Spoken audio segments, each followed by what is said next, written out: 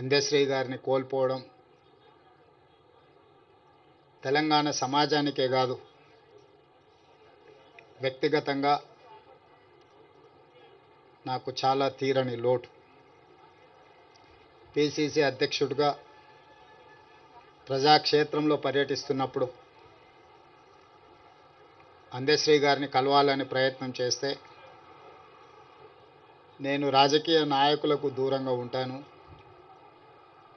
రాజకీయ నాయకులను వేదికల మీదనే కలుస్తాను కానీ వ్యక్తిగతంగా కలవను అని ఒక మిత్రుడి ద్వారా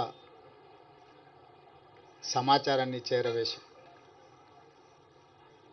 అయినా పర్వాలేదు, ఒకసారి కలుద్దాం, తెలంగాణ రాష్ట్ర భవిష్యత్తు గురించి చర్చించుకుందాం, రాష్ట్ర సాధనలో కోట్లాది మందిని ఏకం చేసి తెలంగాణ ఉద్యమ బాట నడిపించిన మీరు ఈనాడు 4 కోట్ల తెలంగాణ ప్రజలు కష్టాలలో ఉన్నప్పుడు మీదైన పాత్ర పోషించాలి అని చెప్పి అందశ్రీ గారిని అడగడం, కలవడం, ఆనాడు కాంగ్రెస్ పార్టీని నడిపించే క్రమంలో వారొక గొప్ప స్ఫూర్తినిచ్చింది.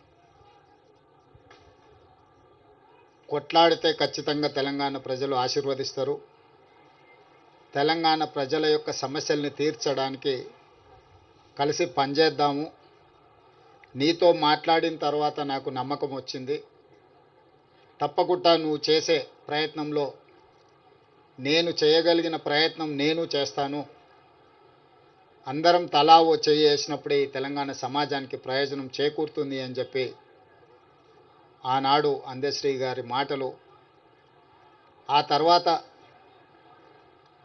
వారు నేను చర్చించుకున్న అంశాలు మీడియా మిత్రులకు తెలుసు. అందశ్రీ గారితో మాట్లాడుతున్నప్పుడు నాకు చదువుకోవడానికి పట్టణం వచ్చిన తమ్ముడికి ఊర్లో వ్యవసాయం చేసే అన్న చూడడానికి వచ్చినప్పుడు కలిగే అనుభూతి కలిగేది నాకు అందశ్రీని ఎప్పుడు కలిసిన.